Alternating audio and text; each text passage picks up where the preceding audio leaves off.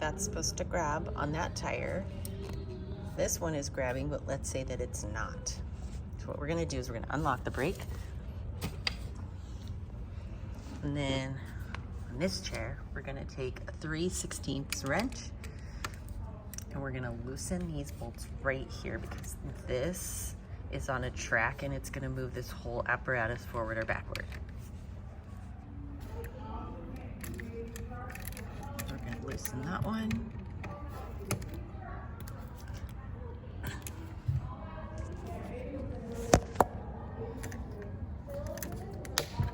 Sometimes it's tough to get these things started. Okay, now we can see this rocking. So that means that it's ready to move back. We can just give this gentle little tap, tap, tap, tap, tap till we see this is basically touching the wheel. And then we can go ahead and apply the brake again just to test it after we tighten, make sure that we're all good. So we're gonna tighten it down, but maybe not as tight as it was, just in case we have to loosen it again. Okay, come on over here. Step on our brake. Now it's closer, so it's grabbing nice and tight, and that's how to tighten a hydraulic cable brake. Also, another issue you might have, if some of these come loose and the cable and the brake is starting to orient like this and not nice and flat on the tire, it's gonna be the same issue. You're gonna loosen these, get the position where you want it, and then tighten it back down, those two screws right there.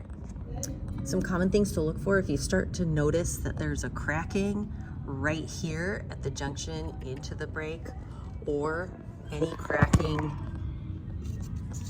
at this area of the brake, which is adjacent to the pedal right there that you step on to put the brakes on. Those are things that you need to call your vendor right away for.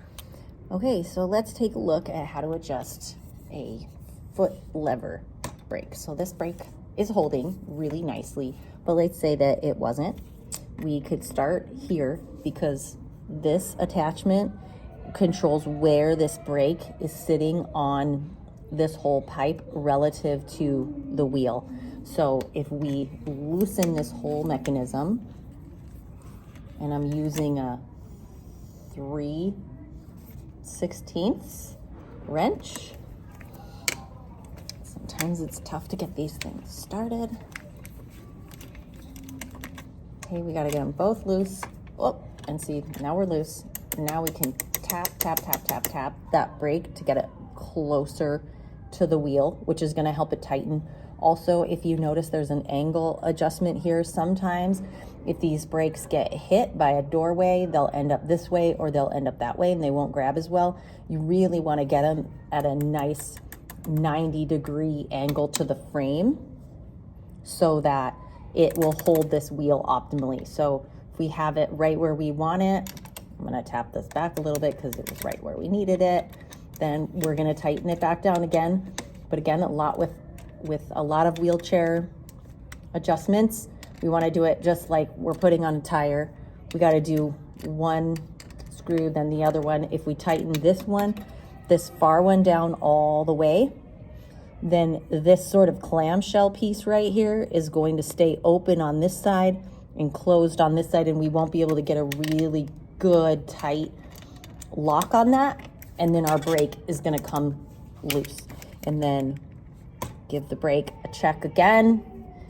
It's holding, we look good, we're in business. Okay, let's just go over really quick how a lot of conveyed cruiser brakes work. A lot of conveyed cruiser brakes are pin lock brakes. And so what that means is that there is a pin that is hiding down in here, that when we push this lever down, we're going to see that pin come out and engage. So you can see that pin come out and engage.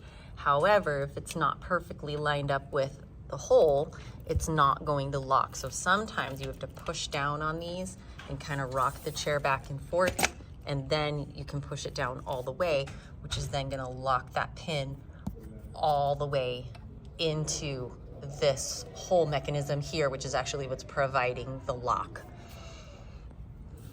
If that breaks, if that pin breaks, that's not something we can fix at school.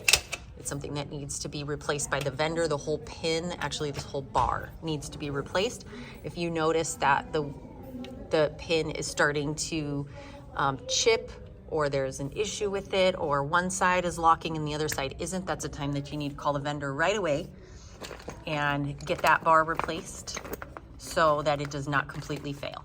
Here is another type of brake. It's a little unique. This is another foot pedal brake. This is also a pin lock system, but it's a little bit different because this whole pin is not coming out into a circular mechanism. It's actually dropping into a groove. You can see right there.